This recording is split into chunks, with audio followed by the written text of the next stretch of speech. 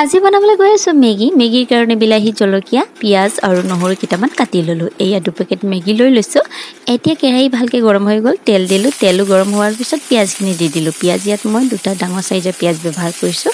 যিমান বেছি পিঁয়াজ দিয়া হয় মেগী খাবলৈ ইমানেই সোৱাদ লগা হয়। তো ফ্ৰেণ্ডছ, পিঁয়াজখিনি ভালকৈ ৰঙা হ'বলৈ হৈছে আৰু এইখিনি সময়তে এতিয়া যিখিনি নহৰু মই কুটি থৈছিলোঁ সেইখিনি দি দিম।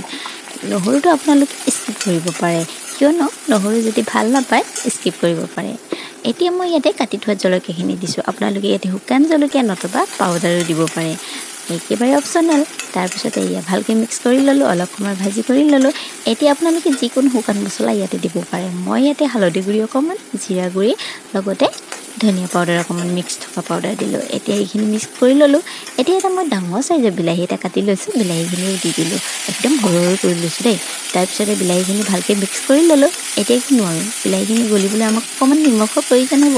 তো মই 1 চামুচমান নিমখ দি দিছোঁ। আপোনালোকে বিলাহীখিনি গলি যাব সোনকালে বুলি ভাবে তেতিয়াহ'লে নিমখ দি দিব, সোনকালে গলি যাব। এয়া বিলাহীখিনি গলিবলৈ আৰম্ভ হ'লেই নহয়। অলপ সময়ৰ পিছত আকৌ এবাৰ চেক কৰিলে বিলাহীখিনি ধুনীয়াকৈ গলি গৈছে। এতিয়া হেতাৰ সহায়তে অকণমান হেঁচি বিলাহীখিনি আৰু গলালোঁ। তাৰপিছতে গৰম পানী দি দিলোঁ। পানী ইয়াত মই খৰকৈ দিছোঁ। আপোনালোকে ভাবিছে পানী বৰ বেছিকৈ দিছে, আৰু এই মেগীটো অকণমান জোল হ'লে ভাল লাগে না। তাৰপিছত এয়া পানীখিনি ভালকৈ উতল অহাৰ পিছত এয়া 2 পেকেট মেগীটো খুলি লৈছোঁ। মছলাটো পিছত দিম।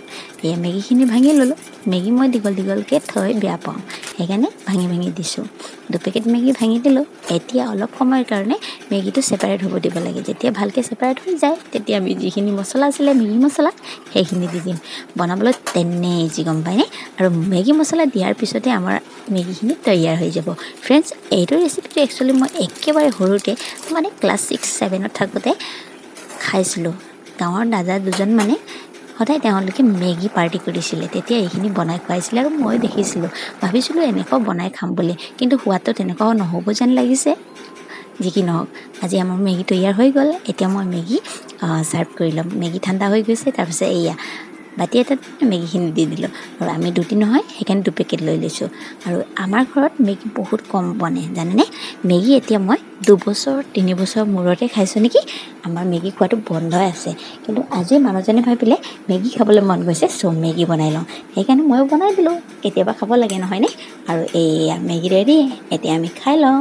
বাৰু, আজি ভিডিঅ' আপোনালোকে চাই কেনে পালে জনাবচোন। মেগী সকলোৱে বনাই ভাল পায় আৰু মেগীটো সকলোৰে প্ৰিয় চাগে, আৰু বনোৱা প্ৰচেছটো বেলেগ নহয়নে?